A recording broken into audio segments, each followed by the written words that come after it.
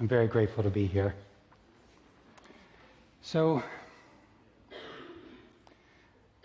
when I look around at the state of the world that we live in and what's happening in the world, it seems obvious to me, and I would imagine it seems equally obvious to you, that as a human family, we're in a really troubled and confused place. There's so much suffering. And it's equally obvious to me that it doesn't have to be this way. There's no reason that there needs to be so much suffering. You know, we live in an amazingly beautiful world. You know, you can look at it from the widest expanses to a little bitty patch of ground. And it's astoundingly beautiful. What's a little less obvious sometimes, but also seems so to me, is that, you know, the other people that we share this world with are also beautiful.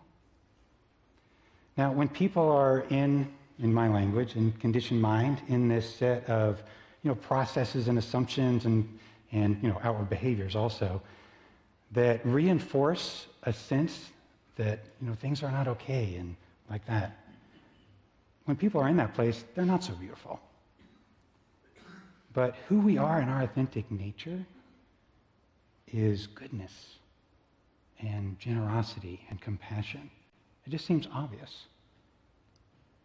You know, you look at, you know, for example, fairly recently, you know, when the hurricane came through Houston and all of the, you know, the way that people showed up, you know, it just came out of nowhere to help each other. And it didn't matter, you know, what people's races were or what their gender was or what their sexual preference was or anything like that. They just showed up. And that just shows how good we are, how good we are as people. So we live in, you know, an astoundingly beautiful world with amazingly beautiful, good people. Why do we suffer? Why is there so much suffering? It doesn't make any sense. Well, from my point of view anyway, the reason that we suffer, that there is so much suffering in the world, is because there's so much suffering inside us as individuals. You know, I don't know if this has occurred to you, but when I left the monastery, it became immediately apparent to me that, you know, if you look at the way society is structured and the way our, you know, what's going on culturally and that kind of thing, you know, what's going on the outside is a direct mirror of what's going on the inside. Even more than that, it's a manifestation of it. You know, so like the injustice, you know, there's so much injustice in the world. So many people being treated unfairly because of the color of their skin or all kinds of other reasons. The injustice that we see out there, that's going on in here. That's why it's out there. You know, we've built the world in a mirror of what is happening inside. Do you see that? You know, the hate that is out there, it's in here. It's in here. You know, we're taught to judge ourselves. We're taught to beat ourselves up for ridiculous things that are not true and don't make any sense. And again, that's manifested out there.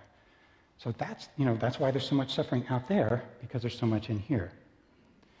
Now, when I use that word suffering, I'm actually talking about something really specific, and it was alluded to in the reading that Paula gave for us. You know, typically when people use the word suffering, they're talking about, you know, an extreme amount of pain, right? You know, so like in Puerto Rico, you know, there's a lot of suffering happening. There's a lot of pain happening because people don't have what they need. They don't have food. They don't have water. You know, they don't have the basic necessities that they need in order to survive, and it's painful. They're suffering because you know, they don't have what they need, and there's so much pain in that.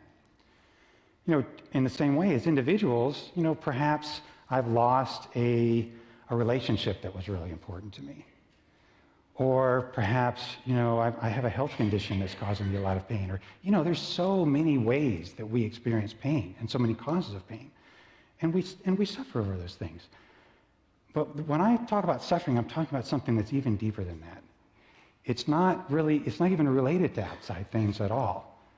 It's all internal. It's a process way of talking about suffering. So what suffering is on that level is the state of not being who we really are. We're confused about who we are. We're taught to believe that we're something other than the goodness of our inherent nature. We're taught to believe that there's something wrong with us. That we need to be punished for things that we don't need to be punished for. That there's something okay and something that's not right. That's what suffering is. My teacher used to say that suffering is the illusion, that's important, it's the illusion of a self that is separate from life. And when I say life, I mean kind of life with a capital L. Life, God, spirit, whatever you want to call this mysterious, whatever it is that's making all this happen. So suffering is the illusion, it's made up, it's a total fiction, of a self, of a me who is not the person he should be.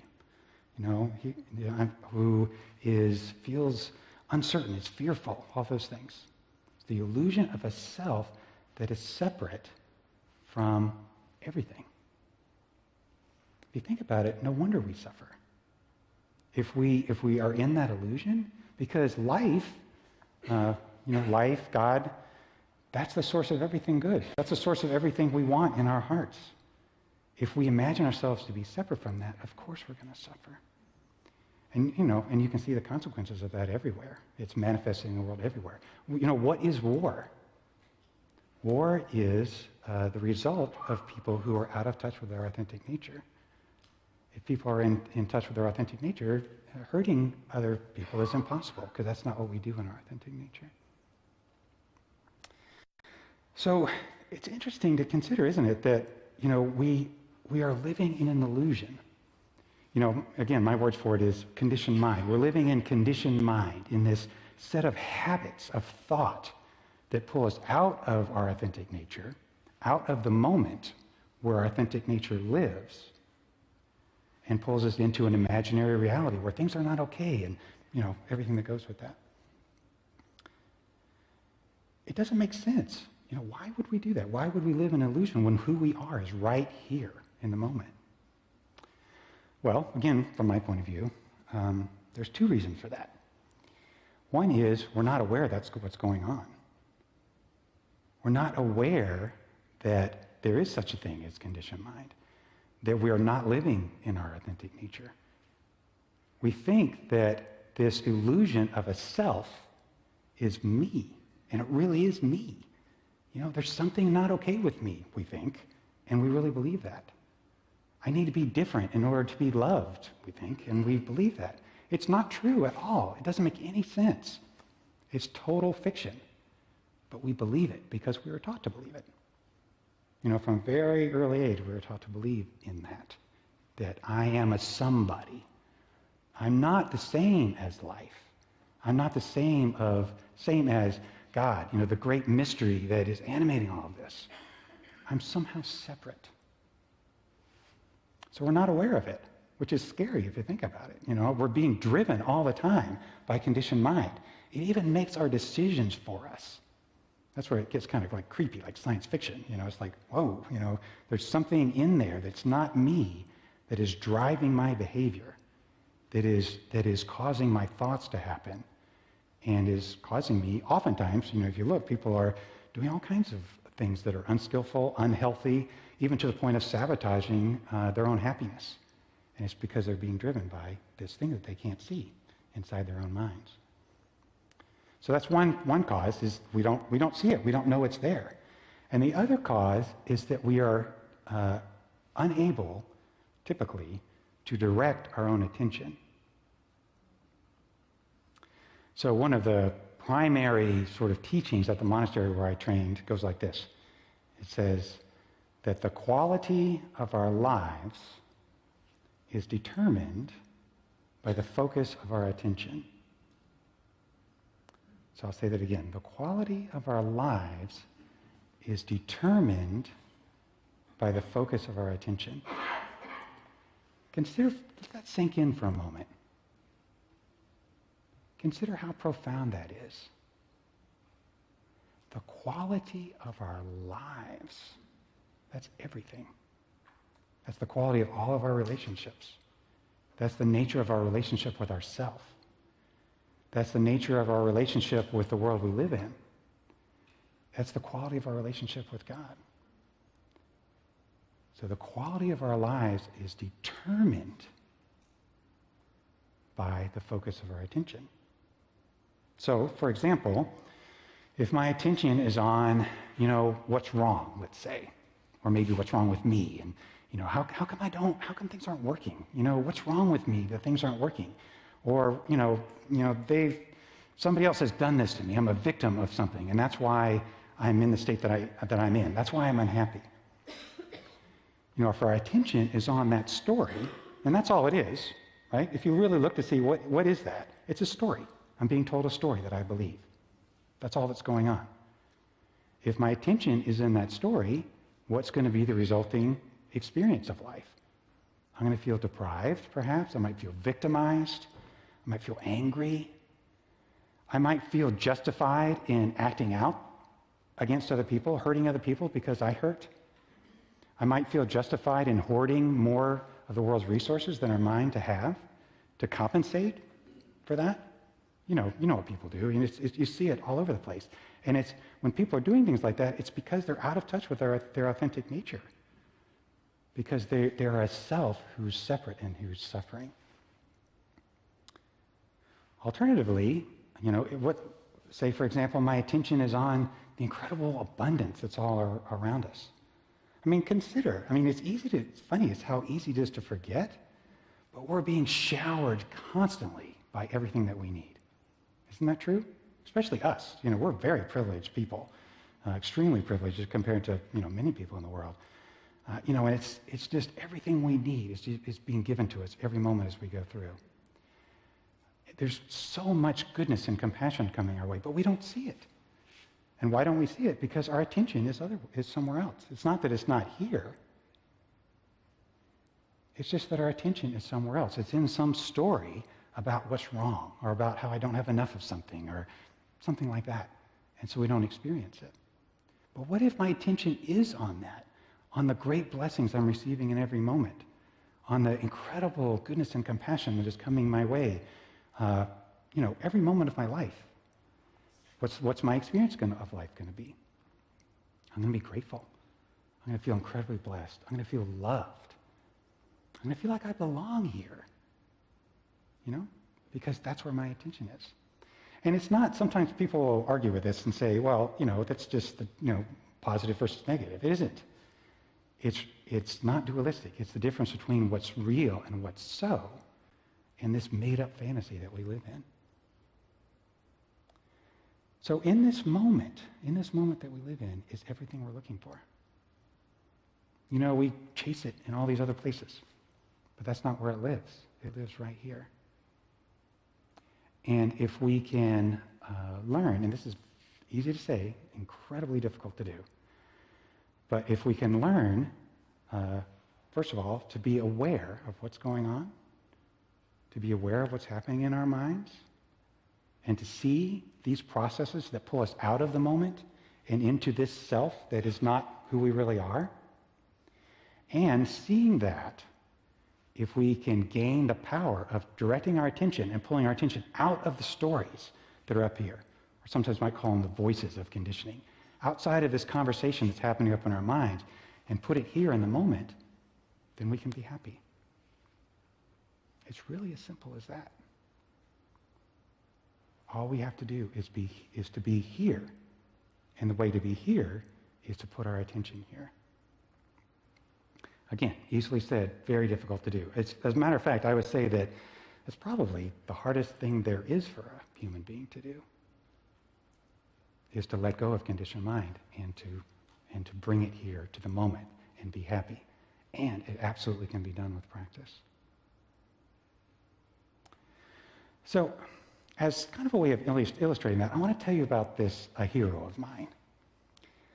I have, quite a number of spiritual heroes, as you might imagine. And this one, he's probably number one, or at least in the top three. I heard about him actually while I was at the monastery. His name is Brother Lawrence. Some of you may have heard of him. He's actually somewhat famous and known. But he lived a long time ago. He lived in the 1600s. Do you know him? Yeah, beautiful. He lived in the 1600s, and he was a monk in the Catholic tradition. And the reason, this is kind of an aside, but the reason I was so taken with him originally was he was the cook at the monastery. And I was the cook at the monastery. He did it a lot longer than I did. He did it for like 15 years, which is remarkable, given how hard that job is. But so I admired him from the beginning just for that. But then, when I learned about him, here's what I found out: that he apparently led a fairly normal life. He was a soldier for a while, and then he was a footman for somebody important in the government. So he was kind of doing the normal thing. But he really wanted to be happy. And he didn't want to just be happy in this surface kind of level. Like, you know how it is, like a lot of people define happiness as basically getting what they want. That's not happiness, That's just a substitute for happiness. And, that's not what he wanted. He wanted a deep happiness. And he actually had an experience when he was a young man. He was, the way the story goes, he was watching a tree. It was in the wintertime, and all the leaves had fallen, and he was watching the trees, and he realized that pretty soon the leaves were going to come on the tree, and then there'd be buds, and then there'd be fruit, and something about that filled him with awe at the incredible power of God and what God is. So he had a sense that the way to be happy was to be connected with God and to live in the presence of God. He said, okay, well, that's what I want to do. So how do I do that? Well, I'll go to a monastery because that's where people do stuff like that. So he went to a monastery, but an interesting thing happened at the monastery, according to the accounts, where he went there, and his superiors at the monastery gave him all kinds of complex things to do. All kind of elaborate, thought experiments proving the existence of God, which were really popular at that time, and these elaborate meditations and stuff. And he tried it, but, whenever the way he said it is once he got done, he always came out of stuff like that more confused. And so he said, that's not what I'm going to do. So what I'm going to do instead is, I know the experience of God. Do you know the experience of God? Yeah. Can you feel it? It's right here. It's always here. It never leaves. It never goes anywhere. God, life, spirit, whatever you want to call it, is always here. It's something we can always experience. So he knew that experience. And he said, well, what I want is to live in the presence of God. So I'm going to practice being in the presence of God. And what he did, he called the practice of the presence of God. So check it out. Here's what he decided to do. This might sound familiar. He would put his attention on God. That goes back to the previous part of the conversation about the power of attention. He would put his attention on his experience of God. And then his attention would wander off, as it inevitably would. And then whenever he did, and whenever he realized that, he would bring his attention back to his experience of God. And he gave up everything else.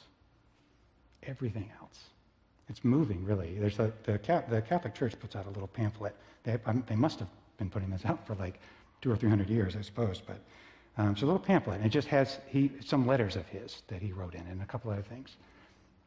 And it's beautiful to read, and I've read it dozens and dozens and dozens of times, because he sacrificed everything else. He said, I'm not doing anything that leads me away from God. Everything that I do, the way he says it is, even if what I have to do is pick up a straw from the ground, I'm going to do it for the love of God. And so that's what he did. He practiced directing his attention to God over and over and over and over again, all day long, for 40 years at the monastery till he died. And, the result, reportedly, is that he achieved a state of extreme beatitude from doing that. And, people said, who knew him said, he was just radiant. And one part of the little pamphlet says that, he had received so much benefit from the practice of the presence of God. Of course, he wanted to tell everybody about it. He wanted to help other people understand how to get there. He's living with these other people who have devoted their lives to a spiritual practice, but who were not having the experience he was having. And he wanted to tell them about it. But what the pamphlet says is that, but way more than that, his example was what taught them. It says that even his countenance was edifying. And he would practice it everywhere. It wasn't, he said that, they had, there was a schedule, just like the monastery where I trained, and they had times for prayer and times for work and that kind of thing. And he said for him, there wasn't any difference. When he was at the time for prayer, he would practice the presence of God. And when he went to work in the kitchen, and it was really confusing, and there's all kinds of stuff going on, and everybody is wanting things from him, he would practice the presence of God there too. And he was able to maintain his heavenly mindedness, is the phrase that's used, even in the middle of his kitchen. So I offer that to you, partly just because I love it, and because it has inspired me so much in my life, but also because that's what's possible for all of us. We can do what he did. We can live here. We can live in the presence of God. And I'm not just saying that as like a fluffy little thing, It's true. We can live here.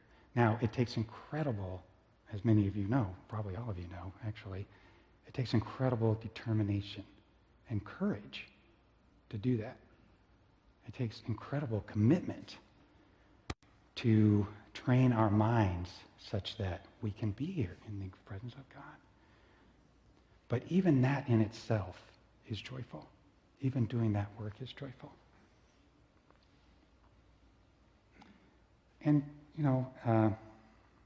my experience tells me, of course, I'm just like you, I'm on my path, and I'm in the middle of it somewhere. And, sometimes I'm in the presence of God, sometimes I'm not. But it's a practice for me. And, what I know from my experience is that's where true happiness is. People say, well, I want to be happy, but then they don't do the things that they need to do to be happy. They chase after all kinds of things that don't matter and don't do the things that matter. But it's possible to be truly happy, to be a deeply happy and satisfied person in this life. Not by acquiring anything, not by proving yourself, not by anything like that, but just from the willingness to let go of everything other than God, and just to turn our attention and live here in the presence of God. Where peace is, as I said earlier, where joy is, where everything we want in our heart lives. It's all right here.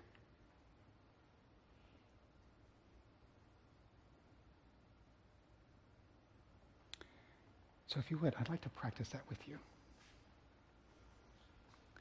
So I'd invite you to close your eyes, or you can leave them open too. If you choose to leave your eyes open, I'd recommend that you just let them go slightly out of focus.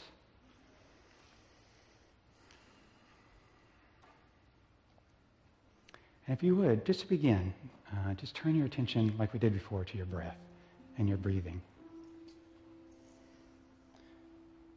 Just experiencing your body while it breathes.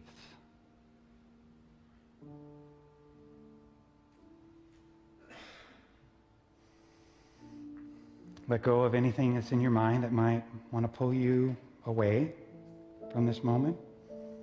And let it go, knowing you can pick it up later again if you want to. And see if you can allow all of your attention just to be here, where you are.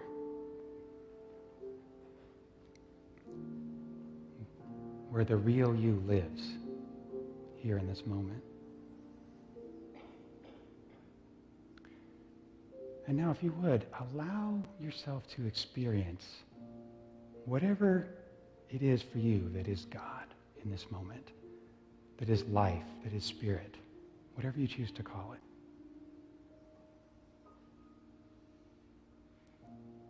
Allow yourself to feel the presence of God right here in this room, in your body.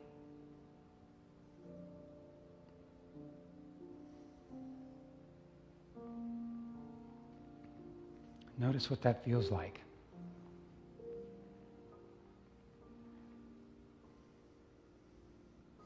Notice what it feels like to be in the presence of God.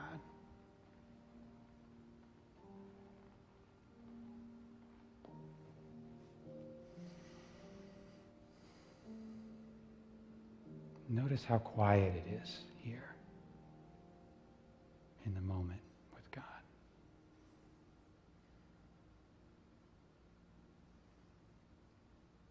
Notice how peaceful it is.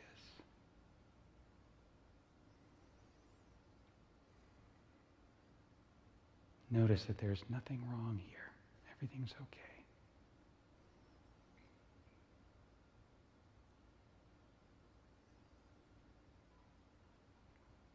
And know that you can come here to this place anytime you choose. It's always here. It's always available.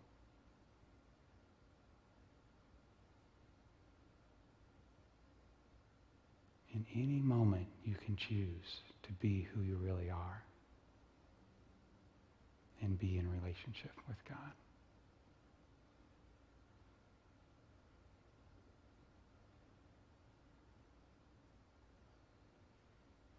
Thank you.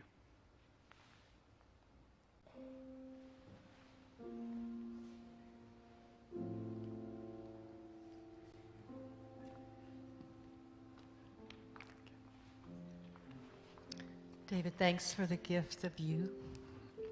Thank you for your peace.